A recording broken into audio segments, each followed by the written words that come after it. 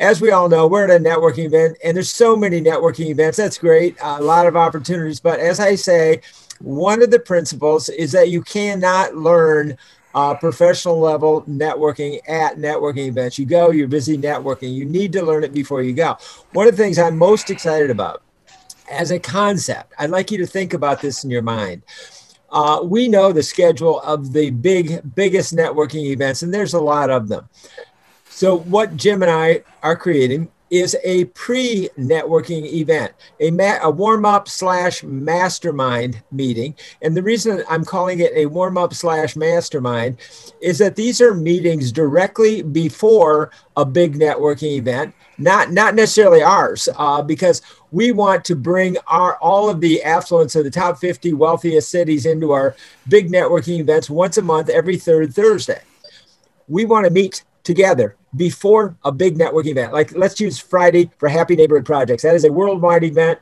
I was on it last week. There was 167 people on it, okay? But you can't learn networking at an event.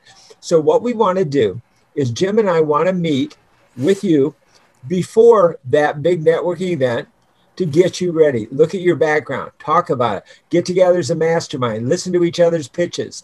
Check your confidence. Really check everything. Are you ready to do this? Are you ready to do that? And are you ready to follow up afterwards? Then what we want to do is say, okay, guys, y'all set now, go off to that networking event.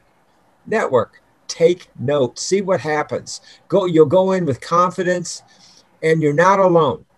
We want you to know that. You're going to have 100% support from us. And when we're in networking events with each other and somebody's in a breakout room with one of each other, you can kind of co-promote, help each other along. Hey, do you guys know Jim Chong? That kind of thing. So we're going to help each other before networking events, during networking events, and after networking events. So in other words, we train networking trainers, okay? I've been doing this for 30 years.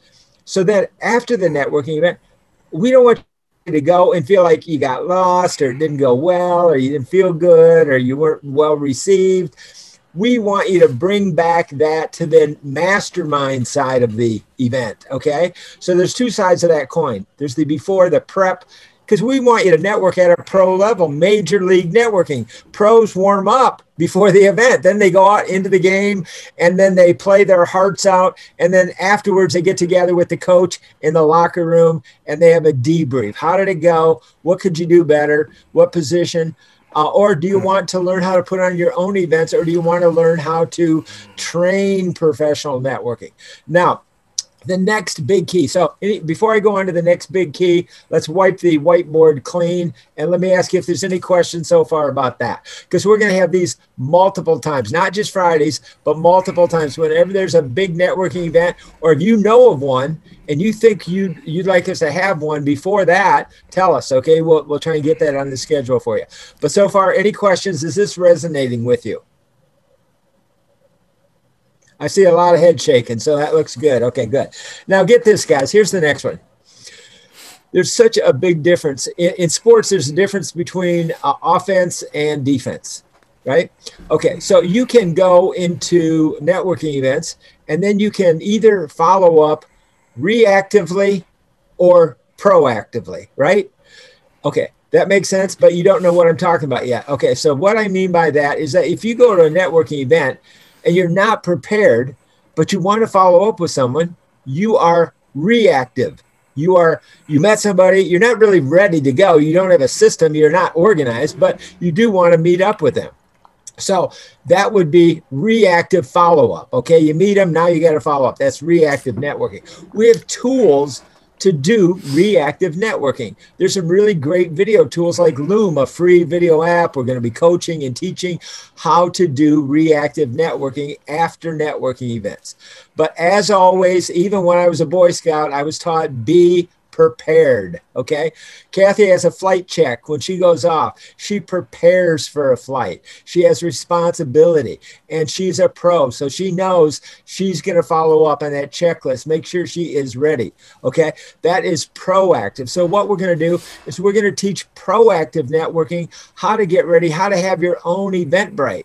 So when you have your own Eventbrite account, you're reaching out and you are in one of the top 50. Think of it, I hate to use this, but it's almost like flypaper. If you laid out flypaper in the wealthiest cities and you were trapping people and walked on your flypaper in the wealthiest cities to capture them as your prospects, that's kind of what Eventbrite is like. It's a search engine. You've captured them, okay? You've got their name, phone number, business name, all their data on your own CRM system that is built right into Eventbrite. So that is proactive networking, because now you can start to reach out to them with multiple touch points before the networking event. The first follow-up starts the moment they register. The moment they register, you start following up. What do you mean follow up? They haven't even been to the event yet. You're following up on their registration. We've registered. Hey, I'm so glad, Jim, that you registered for the event. This is great. I look forward to seeing you. Here's who I am. Here's what I do. I look forward to learning more. And because you have an interest in networking, Jim, I'm going to send you a couple other tips on networking before the event so you can get as much out of the event as possible. Now, I'm reaching out. I'm creating reciprocity. Jim's going, wow, this guy, Mike, he's great. He's really giving me help. He knows I like networking, and he's giving me some tips. I owe Mike one because he's helping me, okay? That's reciprocity. Then you go to the event.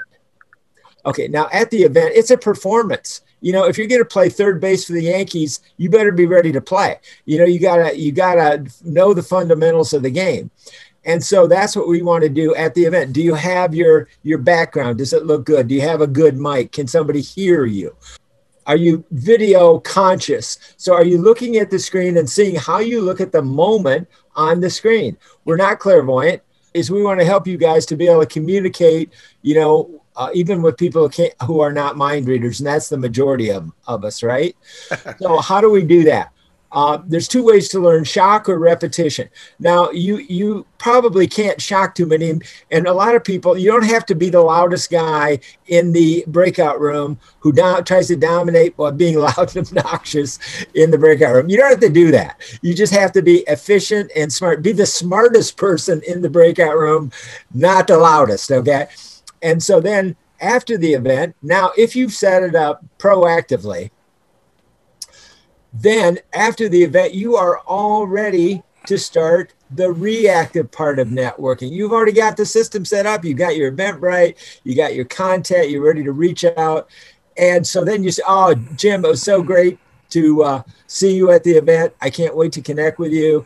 And now what happens is I'm starting to use my own home plate as my landing page, and that is Eventbrite. So when I'm pitching people to meet with me, I'm sending them, go to my Eventbrite. I'm putting on a free information event. So not only did I invite you to my networking event, but I'm also using Eventbrite to follow up and invite you to my free information event, so that I don't have to say, oh, get into a one-to-one with me right now. No, I just want to send you some more information.